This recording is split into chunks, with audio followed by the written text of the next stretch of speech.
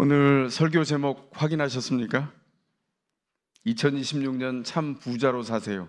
제가 이런 제목을 써놨는데 이런 생각하실지 모르겠어요. 목사님 부자로 살라면서요. 그런데 오늘 말씀 아까 낭독하는데 보니까 돈에 대해서 굉장히 부정적인 말씀만 계속 나오네요. 그렇게 생각하셨다면 사리가 밝으신 분입니다. 맞습니다. 그래서 오늘 이 말씀을 나누려고 합니다. 하나님의 말씀의 지혜로 무장할 때 하나님이 원하시는 참 부자가 됩니다. 성경은 우리가 잠언을 가지고 이 말씀을 우리가 함께 나누고 우리가 직접적으로 필요한 돈과 계획을 세우고 써야 되는 재정에 대해서 함께 우리가 나누지만 성경은 잠언뿐만 아니라 어떤 성경을 들어도 창세기에서부터 요한계시록까지 통으로 성경으로 해석합니다. 이 성경은 이 말을 하고 저 성경은 저 말을 하는 게 아니라 그렇게 보이는 것들이 일맥상통하고 있다는 것을 꼭 기억하실 필요가 있습니다. 오늘 본문은 뭘까요? 오늘 본문에서 지혜자가 인생을 다 살고 인생 안에 관통하는 지혜를 우리에게 알려줍니다. 그런데 돈에 대해서 부정적인 6가지 고통을 먼저 얘기해요. 왜 그렇게 하죠? 그 고통을 피해가면 하나님이 돈에 담으신 핵심이 싹 드러나기 때문입니다. 그래서 오늘 본문에 나와 있는 6가지 고통을 먼저 살펴보면서 하나님이 우리를 부르신 2026년 참 부자로 어떻게 서야 하나 우리의 마음의 초점을 주님 앞에 드리겠습니다. 6가지의 고통, 그 첫 번째는 10절입니다. 돈엔 만족이 없습니다. 돈을 좋아하는 사람은 돈에 집중해서 돈을 버는데 돈을 버는 이유가 뭐죠? 돈을 벌어서 사는 이유가 만족할 만한 공급을 얻기 위해서인데 돈을 벌어서 돈이 들어올수록 어떤 일이 벌어지냐면 사는 이유가 만족이 되는 게 아니라 사는 이유가 돈이 된다는 거예요. 그럼 어떤 일이 벌어지냐? 삶의 만족이 사라집니다. 그래서 돈을 가진 자가 탄식해요. 뭐라고 탄식하고 있죠? 돈을 쫓는 인생은 헛되도다. 이렇게 탄식하고 있습니다. 두 번째 고통은 11절입니다. 돈을 벌면 돈을 쓰는 사람도 많아진답니다. 돈이 생기면 사람들이 돈 냄새를 맡고 주변으로 모입니다. 그 사람들이 대부분 사랑하는 가족들이죠. 친구들입니다. 그러면 돈은 금세 다 빠져나가고 애써서 번 돈을 눈요기만 하고, 성경 번역 기가 막히죠. 눈요기만 하고 내가 보는 눈앞에서 돈이 싹 사라져 버린다는 거예요. 고통스럽죠. 세 번째 고통은 12절입니다. 돈이 많으면 안식할 수 없답니다. 돈을 버는 이유가 뭐죠? 아까 삶이 만족하기 위해서예요. 그런데 돈을 버는 이유 또 하나는 삶의 안식을 얻기 위하고 그리고 안전을 확보하기 위해서 안전을 대비해서 돈을 법니다. 그런데 문제가 뭐냐면 하루 벌어서 하루 사는 막일하는 노동자는 달게 자는데 부자는 불안해서 잠을 못 잔다는 거예요. 이유가 지킬 게 너무 많아서 불안해서 잠을 못 잔대요. 기가 막힌 역설 아닙니까? 돈이 있어서 더 불행한 것, 이거 얼마나 불행한 일입니까? 네 번째 고통은 아끼던 돈이 비극을 선물합니다. 13절이 이렇게 말하죠. 나는 세상에서 한 가지 비참한 일을 보았다. 그리고 14절에 이어서 해설합니다. 그렇게 노력하고 움켜진 그 아까운 재산이 갑작스러운 재난을 만나서 한꺼번에 사라진다는 거예요. 그리고 알토란같이 노력해서 모은 재산을 통해서 자녀 세대에 물려주어서 잘 살도록 하려고 했는데 자녀에게 물려줄 건 단 하나도 없게 된다는 거예요. 심각한 고통이죠. 다섯 번째 고통 15절입니다. 죽기 때문에 소유를 지킬 수가 없습니다. 우린 다 우리 죽음에 대한 예언자죠. 한 번 태어나면 한 번 다 죽습니다. 문제는 죽음을 인생의 한 부분으로 가져다 놓아야 인생이 행복해질 수 있어요. 그게 뭐죠? 한계가 있다는 걸 아는 겁니다. 내가 이것을 움켜쥐고 함께 가지고 있어서 내가 끝까지 쓰거나 자녀에게도 물려줄 수 없다는 거예요. 물려주면 어떻게 되죠? 우리가 지난 한 세대 동안 대한민국 사회 안에서 흥하다가 망한 기업들 안에서도 보지 않습니까? 제가 말 안 해도 알 거예요. 자녀 세대에 물려주었는데 그 사람이 그냥 놀면서 돈을 써서 돈이 다 사라진 게 아니라 열심히 기업의 돌파구를 찾으려고 했는데 그 기업이 10년 안에 물거품이 됐어요. 10년도 걸리지 않았죠. 그런 기업이 한두 군데가 아닙니다. 이유가 뭐죠? 돈이 가지고 있는 원래의 가치를 물려주지 않았기 때문이에요. 돈을 물려주는 게 아니라 가치를 물려줘야 되는데 돈을 물려주려고 했기에 영속하지 못한 거죠. 그래서 인생이 죽음을 만약에 기억하고 지혜를 얻게 된다면 인생이 돈으로 치장하거나 돈을 통해서 인생을 지킬 수 없다는 것을 발견하게 된다는 거죠. 돈은 잡지 못하는 바람과 같다고 성경이 이야기합니다. 비유로 근사하게 얘기하지만 살아서 평생을 경주한 80이 넘은 제가 목회 현장에서 만난 성도들을 통해서 수도 없이 들은 얘기입니다. 내가 이렇게 잘 나갔는데 내 인생이 이렇게 되었습니다. 바람을 스치고 지나가는 듯이 인생이 지났어요. 허탈해하는 것을 계속 봐요. 6번째 고통이 뭐예요? 17절에 큰 부자는 평생 어둠 속에서 먹고 마신다는 겁니다. 그런 큰 부자를 본 적이 있습니까? 어둠 속에서 먹고 마신다는 건 어떤 그림이냐면 재물을 움켜쥐는 것에 대한 집착 때문에 밤이 되어도 불을 켜지 않는 거예요. 현대에 굉장히 많은 부자들 중에 부는 계속 늘어나서 수조 원의 재산을 가지고 있는데 난방을 하지 않고 불을 떼지 않고 찬물로 세수하고 그리고 자녀가 잠깐 다쳐서 금방 병원에 가서 조금만 돈을 들이면 금방 치료할 수 있는 걸 끝끝내 그 병원비를 아끼려고 안 갔다가 자녀의 다리를 잘라서 평생 불구가 돼서 엄마를 저주하며 평생을 보낸 일들도 주변에서 보죠. 역사적인 인물 중에 있습니다. 무슨 얘기죠? 돈이 너무나 큰 우상이 되어서 모든 삶이 거기에 속된 수전노로 살면 그 돈이 주인 되어서 거지꼴로 산다는 거예요. 그 6조가 넘는 부자입니까? 이불 살 돈이 넘쳐나죠. 그런데 이불 살 돈이 아까워서 그냥 그 사람들이 버리고 간 입을 수도 없는 헌옷, 더러워진 옷들, 웃옷, 바지 이런 걸 다 걷어다가 그걸 이어서 이불 대신 덮었어요. 가장 큰 부자인데 거지꼴로 살았다고요. 이게 성경이 말하고 있는 돈이 가장 중요한 주제가 될 때 우리에게 닥치는 불행입니다. 여기까지 읽으면 우리가 묻게 되죠.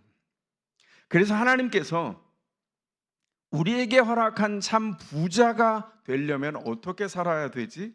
성경은 이렇게 결론 내립니다. 하나님이 부와 재산을 주셔서 누리게 하시며 즐거워하게 하신 것이 하나님의 뜻이다. 그런데 그 내용의 핵심이 들어있지 않아요, 잠언에는. 그래서 그 뜻이 무엇인지 우리가 살펴야 합니다. 구약 신명기 8장으로 가보겠습니다. 8장 16절에서 18절 성경을 한번 보겠습니다. 같이 한번 읽어볼까요? 시작. 광야에서는 당신들이 조상도 알지 못하던 만나를 당신들에게 먹이셨습니다. 이것이 다 당신들을 단련시키고 시험하셔서 나중에 당신들이 잘되게 하시려는 것이었습니다. 당신들이 마음속으로 이 재물은 내 능력과 내 손으로 모은 것이라고 생각할 것 같아서 걱정이 됩니다. 그러나 주 당신들의 하나님이 당신들의 조상에게 맹세하신 그 언약을 이루시려고 오늘 이렇게 재산을 모으도록 당신들에게 힘을 주셨음을 당신들은 기억해야 합니다. 아멘. 이 말씀이 어떤 말씀이죠? 구약 성경에서 성경을 펴면서 가장 먼저 나오는 재물에 대한 복을 이야기하는 약속하는 본문 중에 하나예요. 그 내용을 우리가 살펴봐야 합니다. 이거 언제 주어진 말씀이죠?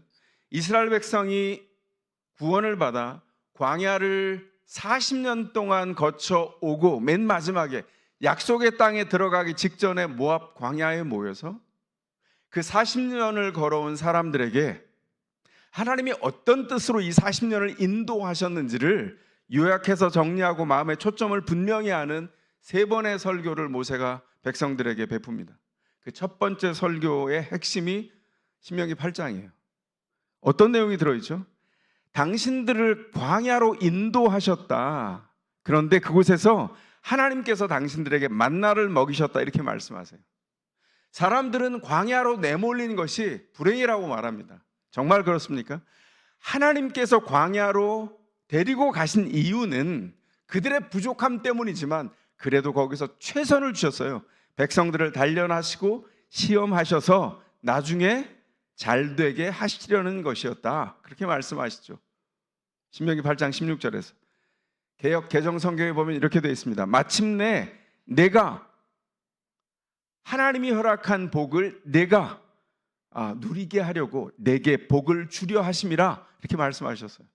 너에게 복을 주려고 광야로 이끌고 와서 너희를 단련하고 시험하셔서 세웠다. 그런데 너희가 이렇게 생각할까 걱정이다. 모세가 계속 얘기하죠. 17절에 뭡니까? 마음속으로 생각하기를 내가 손에 움켜쥔 이 재물이 내 능력과 내 손으로 모은 것이라고 할까봐 걱정이다. 그래서 18절에 이렇게 말합니다. 너희에게 재물과 돈을 주실 것이다.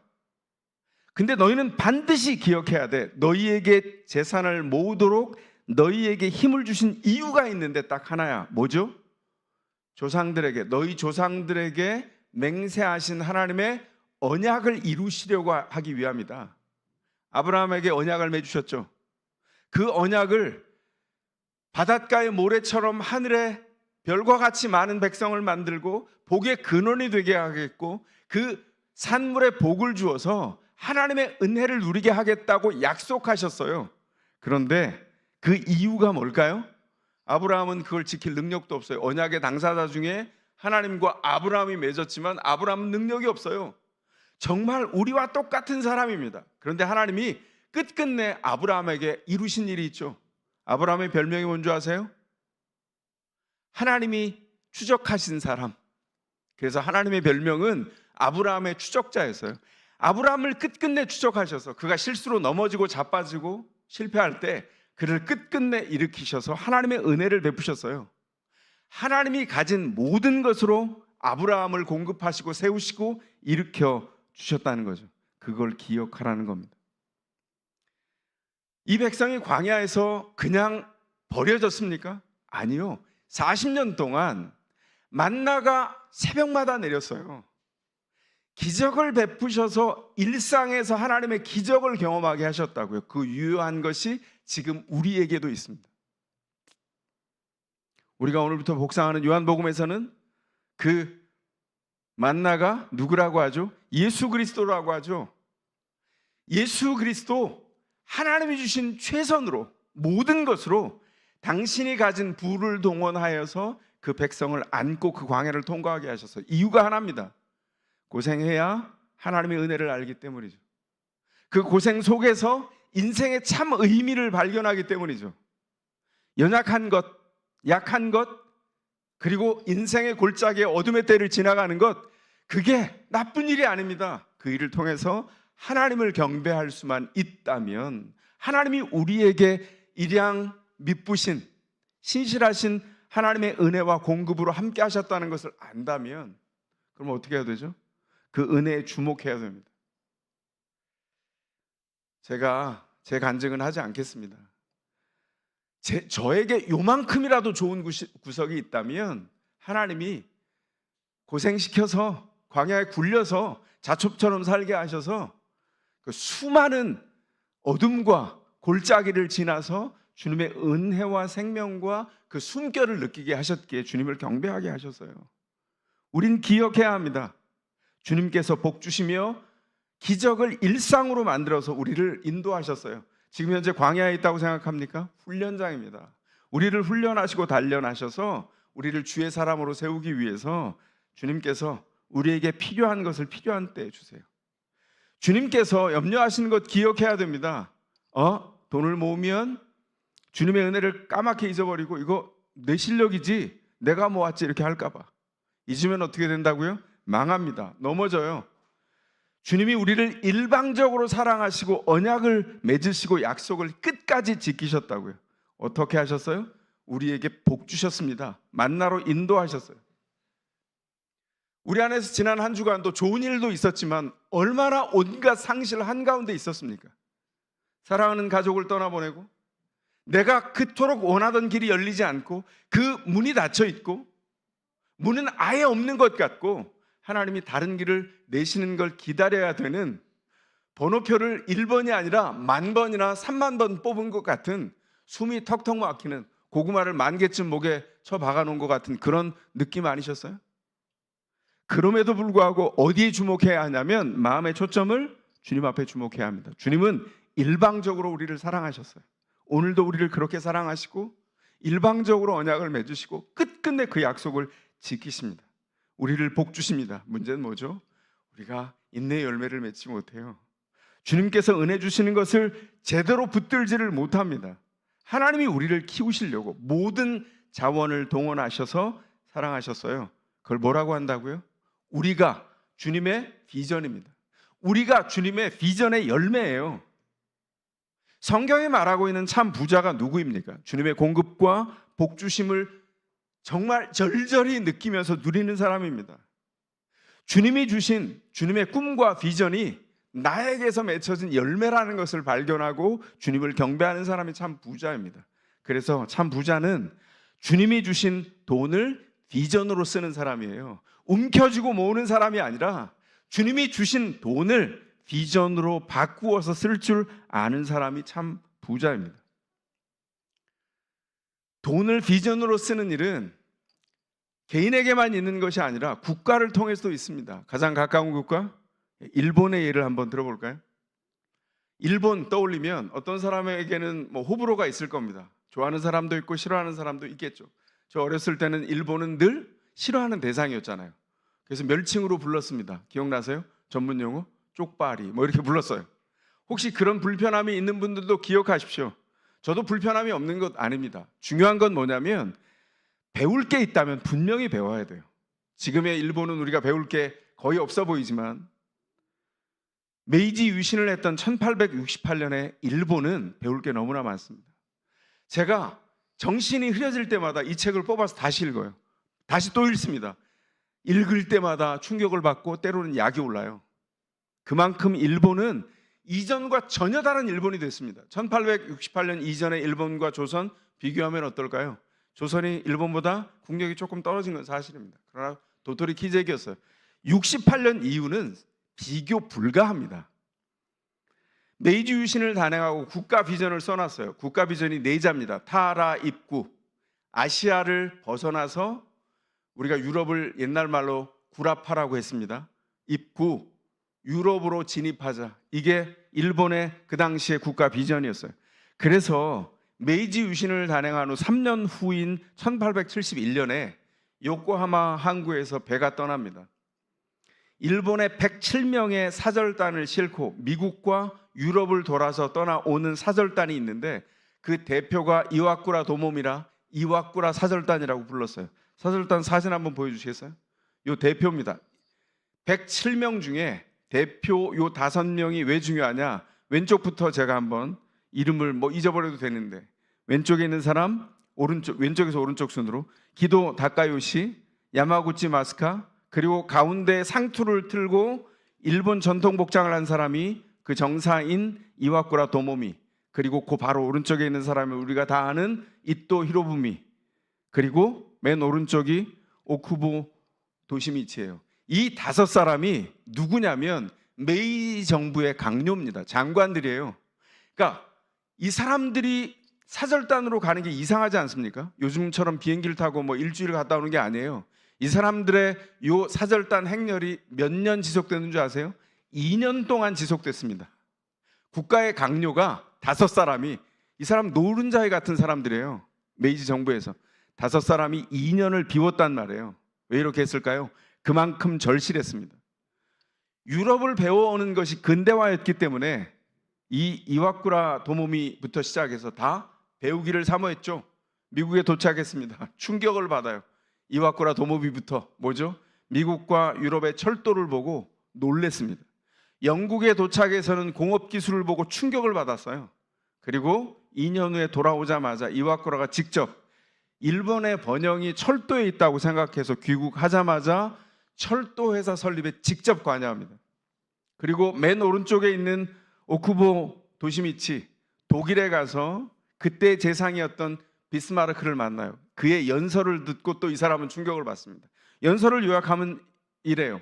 국제 정치를 깨닫게 되는데 이렇게 연설했습니다. 요약하면 약한 나라는 만국 공법을 의지해 자주권을 지키려 한다. 만국 공법은 지금으로 하면 국제법입니다. 국제법을 의지해서 자주권을 지킬 수 있다고 환상에 빠져 있는데 그건 완전한 착각이다. 강대국들은 자신의 실력주의를 발휘해서 강대국의 실력에 휘둘리면 자신을 지킬 수 있는 나라는 한 국가도 없다. 거기서 정신을 차려요. 그래서 오쿠보는 돌아오자마자 비스마르크의 정치 철학을 그대로 도입해서 일본의 내부 정치에 실력을 기르는 것과 외교 정책의 기본을 수립합니다. 사절단이 2년 만에 돌아와서 배운 건 하나였어요. 부국강병, 나라에 힘이 있어야 된다. 그리고 나라의 힘을 기르는 데에 그 비전에 돈을 써야 한다 생각했어요. 두 군데에 그래서 돈을 썼습니다. 재정의 총력을 다 박박 긁어서 두 군데 썼어요. 뭘까요? 한 군데는 일본을 근대화시킬 수 있는 유럽의 각 분야의 사람들의 전문가들을 초빙하는 데 그들의 연봉을 지급하는 데 돈을 썼고요. 두 번째는 유학생을 지원하는 겁니다. 제가 이 역사기로에서 충격받은 것 중에 하나가 그 107명 중에 5명의 여인들이 있어요. 여인이라고 하기엔 너무 어린 소녀들입니다. 그들의 평균 나이가 14세 정도 돼요. 10살, 11살, 13살, 제일 나이 많은 사람이 16살이에요. 왜 그렇게 했을까요? 이 사람들 다 미국에 떨궜거든요. 미국에서 너희는 일본 사람이란 정체성을 잊어라. 미국 여자로 성장해라. 미국 여성으로 성장해라. 그 힘을 다 흡수해서 돌아와서는 그것을 여성사회에 전파해라. 너무 무섭지 않습니까? 그렇게 해서 유학생들을 배출해내고 그걸 끊임없이 계속 반복했습니다. 서구를 배워오기 위한 미국의 유럽의 유학생들을 지원했어요.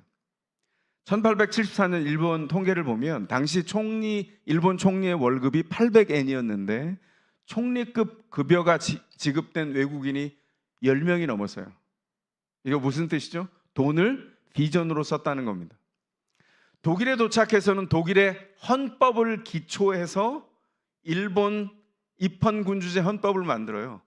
돌아와서 1872년 이후에 돌아와서 헌법의 기초를 배워서 일본의 입헌군주제 헌법을 발령한 때가 1891년 1월이에요. 놀랍지 않습니까? 어마어마하게 빠르게 배워서 국가를 봉건국가에서 입헌군주제 국가로, 근대 국가로 완전히 전환을 했어요.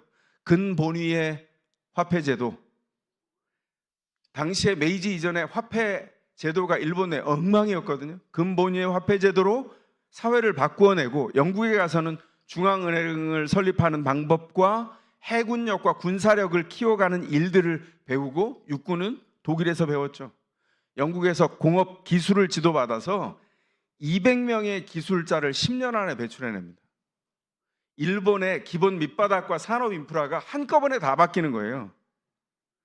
이 비전에 돈을 쓰는데 어마어마한 막대한 자금이 들어갔죠. 그런데 이 비전으로 쓴 돈을 돌려받는데 오래 걸리지 않았습니다.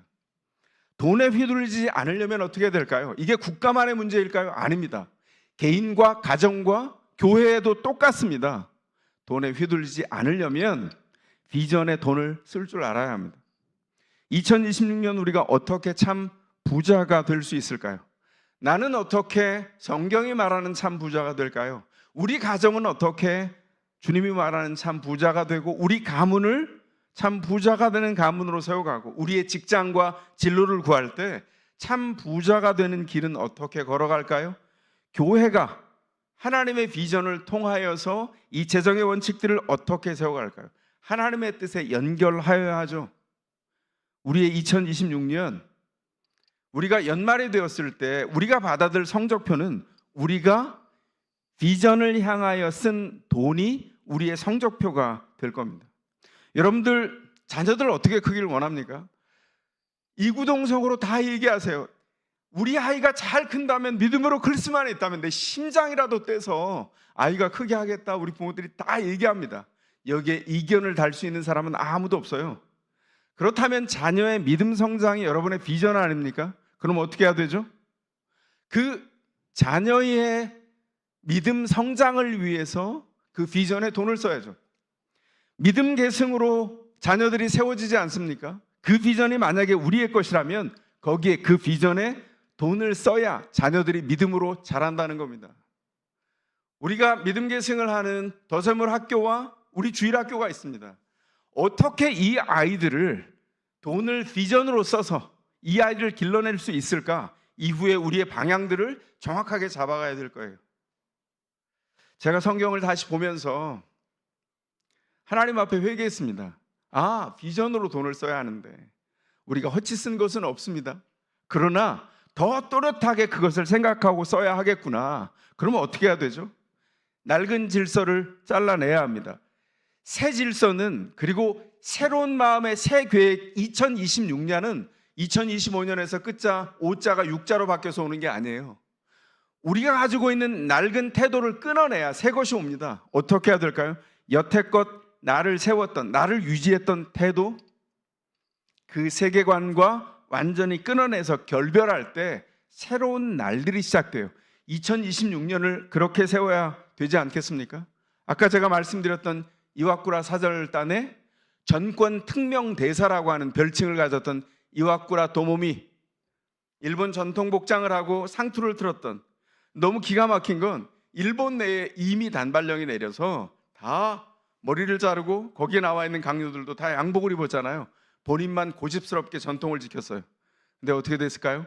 미국에서 철도를 타고 가며 충격을 받아서 중간 조금 너머의 기착지인 시카고에 도착해서 머리를 자릅니다. 상투를 자르고 양복을 갖춰 입고 새롭게 자기에게 있었던 일을 바꾸어내죠. 이거 어떤 뜻이죠?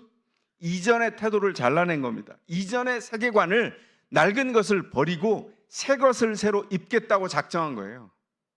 놀라운 변화죠.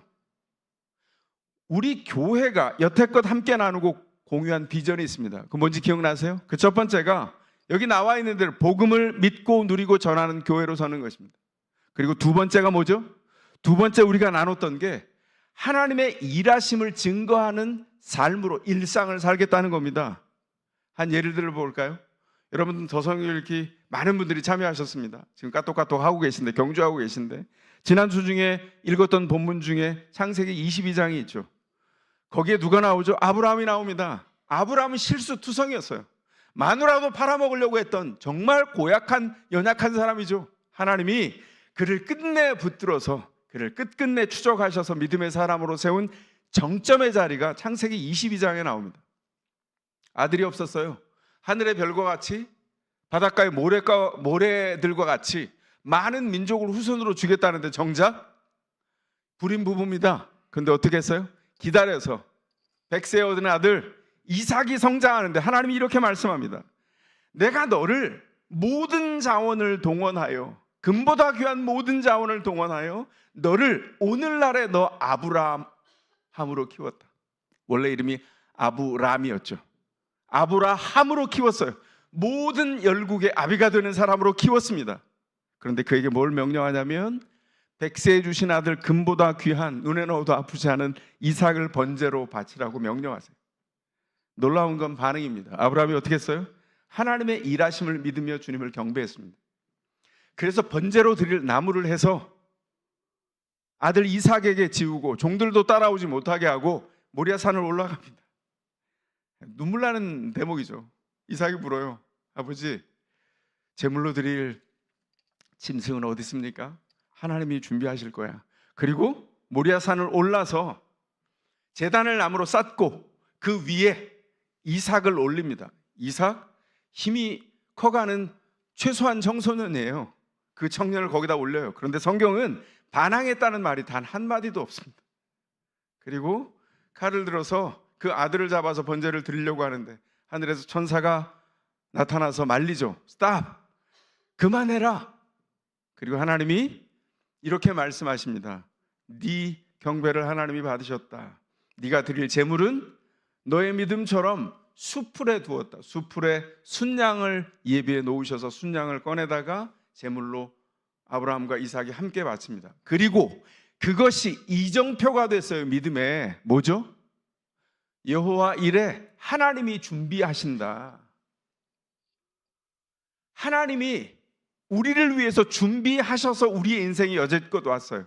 그때 아브라함이 깨달은 게 뭐죠? 하나님은 내 인생을 준비하시고 공급하시고 모든 것으로 채우셨고 이제 나에게 가장 좋은 것은 아들 이삭이 아니라 그 선물 주시는 하나님이셨구나. 그걸 고백했을 때 하나님은 또 하나님의 선물을 준비해 주셨다는 겁니다. 돈보다도 귀한 아들, 금보다도 귀한 아들을 드릴 때 주님이 준비하시고 인도하셨어요. 아브라함의 믿음이 증명한 게 뭡니까? 주님이 주신 비전의 열매가 내 인생이고, 하나님께서 주님이 주신 비전으로 가장 좋은 것을 주시는 것을 증명했어요. 믿음의 정상의 모습입니다. 아브라함을 통해서 우리가 본 것은. 그 말씀을 통해서 우리가 봐야 될 게 뭡니까? 주님 앞에 사랑받아 구원 입은 우리 한 사람 한 사람이 하나님의 비전이라는 거예요. 그럼 우리가 이제 어떻게 해야 될까요? 우리에게 주신 것으로 하나님이 하나님의 뜻을 조차 비전을 꿈꾸게 한 것을 바라보고 그 일을 향해서 돈을 써야 합니다. 우리의 삶은 공중에 떠 있지 않죠. 구체적인 계획을 합니다. 올 한 해 동안 여러분의 재정 계획을 할 겁니다. 어떻게 무엇으로 계획하고 한 해를 채워서 세워갈까요? 개인적으로 여러분의 재정 하나님 앞에서 주님 앞에 기도하고 주님께 초점 삼을 때 저는 계속 기도하거든요. 확신이 있어요. 뭐냐면 주님 앞에 마음의 초점을 삼은 성도 한 사람 한 사람을, 그 가문을 복 주실 겁니다. 상상하지 못한 새로운 길을 여실 거예요. 주님의 방법으로 기다리시고 주님의 방법을 따라 믿음의 길을 걸어가십시오. 그 믿음의 길을 걸어서 그 계획을 주님 앞에 드린 성도들이 함께 서로가 서로를 자랑스럽게 교회로 이어져 함께 지어져 갑니다. 삶의 복 주신 성도들이 어떻게 주님 앞에 반응해야 할까요? 목적 없는 일상을 살기에는 주님의 비전과 주님의 인도하심이 너무나 풍성해요. 어떻게 해야 되죠? 우리의 삶을 고쳐서 하나님께서 계획하신 개인의 재정뿐만 아니라 교회는 어떻게 커갑니까? 여러분들이 함께 헌신하여서 옥합을 깨는 재정이 연결되어서 교회가 세워져 갑니다. 교회가 헛짓 쓰지 않습니다. 하나님의 온전한 은혜 안에서 그 은혜가 생명을 세워가는 일에 써요. 그럼 어떻게 해야 될까요? 우리가 고쳐야 해요. 낡은 생각과 낡은 태도를 고쳐내야 합니다. 어둠 속에서 개인의 삶을, 내가 가진 것을 움켜쥐고 내가 살겠다고 했던 삶을 고쳐야죠. 왜냐하면 그러면 망하니까요. 어떻게 고쳐야 돼요? 하나님의 뜻하신 대로 어려운 골짜기에서도 긍정적으로 주님의 뜻을 기다리고 하나님의 은총 안에서 감사하면서 얼굴을 펴고 하나님의 은혜를 기다리는 태도를 보며 자녀가 그 품에서 자라요. 엄마, 우리 어려워요? 아니야. 우리 하나님이 부자야. 아빠가 엄마가 기도할 때 하나님 아버지 이러잖아. 너한테는 하나님 할아버지야? 아니잖아. 너한테도 아버지야. 우리 하나님의 풍족함 안에 들어있어. 그리고 주님 앞에 기도하는 겁니다. 그 먼저 구별하여 드린 마음이, 그 태도가 여러분의 2026년을 바꿔줄 거예요. 하나님의 온전한 은혜 안에서 어떻게 살까요? 낡은 마음을 내려놓아야 새 마음으로 삽니다. 숫자가 바뀌는 것이 아니라, 낡은 삶의 습관이 이어오는 게 아니라 새로운 마음으로 주님의 비전을 우리 가운데 담아서 우리가 비전의 열매가 되었다는 것을 알 때 초점을 어디다 둡니까? 하나님의 은총 안에 둡니다. 그러면 2026년 어떻게 살 수 있을까요? 새 마음으로 새 것으로 살 수 있습니다. 2026년 새 것으로 삽시다. 돈을 비전으로 쓸 줄 아는 성도로 살아갑시다. 여러분의 개인의 삶도 자녀에게 여행 가는 거, 철마다 때마다 여행 가는 거, 그거 능사입니까? 전 참 그게 불만입니다. 솔직히 말하면. 쉬고 자기를 발산해서 노는 것 가지고는 가족이, 자녀가 믿음으로 안 서요. 뭘 해야 되죠? 어떤 것을 하든 그 안에 믿음으로 함께 연결하여 세워가겠다는 기도와 절박한 마음으로 바라보면 그 안에 길을 내세요. 제가 프레어나인 계속 만들어가는 것, 사실은 일상 안에서 제 자녀가 믿음으로 서려면 그 큰 거 말고 일상 안에서 기도하며 살 수 있는 방법이 뭐지? 제가 오랜 몸부림을 통해서 탄생한 거예요. 기억하십시오. 우리의 삶이 하나님의 은총 안에서 먼저 어떻게 드리느냐에 따라, 비전에 따라 돈을 쓸 줄 알 때 하나님이 그 비전으로 자녀를 키우고요, 가정을 믿음의 가문으로 세우고요, 교회를 은총 안에 세워 가실 겁니다. 구체적으로 2026년 교회에서 헌금 생활은 어떻게 해야 될까요? 주일 안에 주일 헌금 해야죠. 감사한 마음이 있을 때 감사 헌금 해야죠. 그리고 여러분들의 헌금 생활의 기본 터전의 출발점인 11조 해야 합니다. 제가 목사라서 이렇게 말씀드리는 게 아니에요. 요거 얘기할 땐 그냥 평신도였으면 좋겠다 싶습니다. 제가 평신도일 때 이 헌금을 통해서 받은 간증이 너무 크기 때문이거든요. 하나님이 이걸 가르치게 하시려고 저에게 연단하셨던 것 같아요. 하나님의 은총을 통해서 구별해야, 왜냐하면 그건 주님이 공급하신 주님을 향해 경배하는 돈이거든요. 그때 여러분이 핍절하지 않습니다. 신앙생활을 헌금의 관점에서 보면 신앙생활의 특징이 뭔지 아세요? 헌금하는 즐거움으로 하는 게 신앙생활입니다. 이전에 잘못된 관행으로 썼다면 그건 바꿔야죠.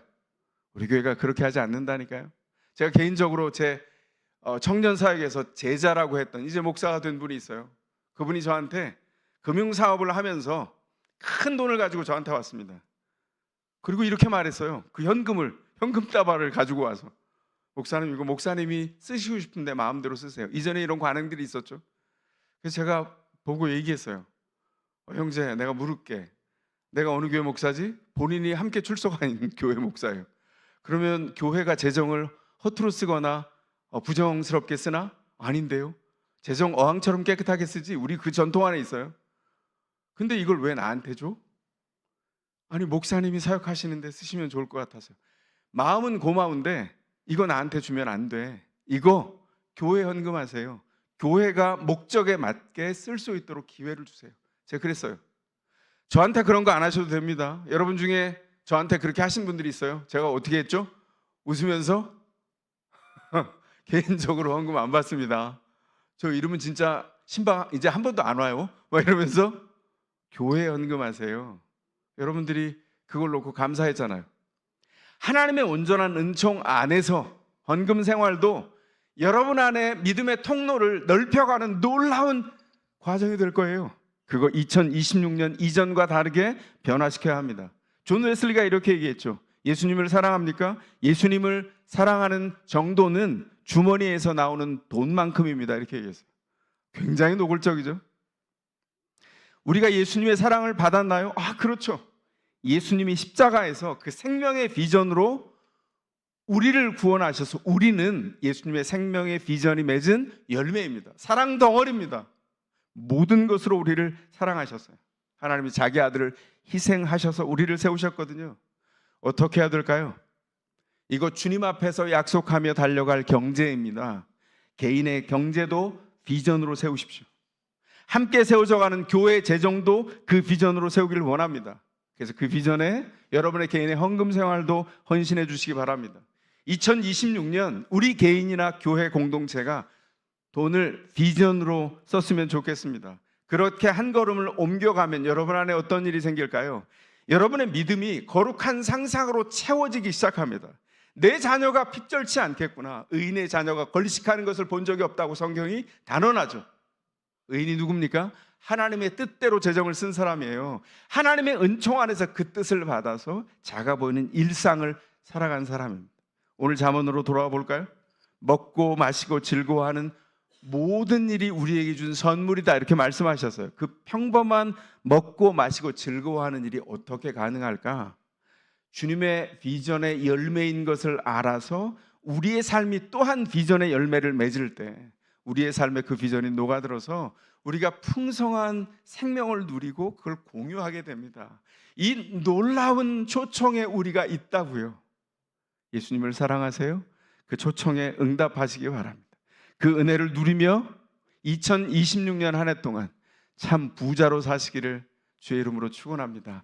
이 시간 잠깐 기도하겠습니다. 이 한 해 동안 주님 인도해 주셔서 우리 성도들 여러분 각자의 개인의 경제와 교회의 재정도 주님의 손에 있기를 기도하고 소원합니다. 주님, 초점 삼아 하나님의 뜻을 조차 그 돈을 비전에 쓸 줄 아는 사람 되기를 소원합니다.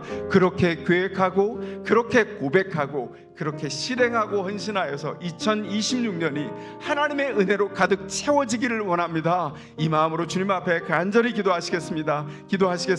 아버지 하나님 인도하여 주셔서 성도들의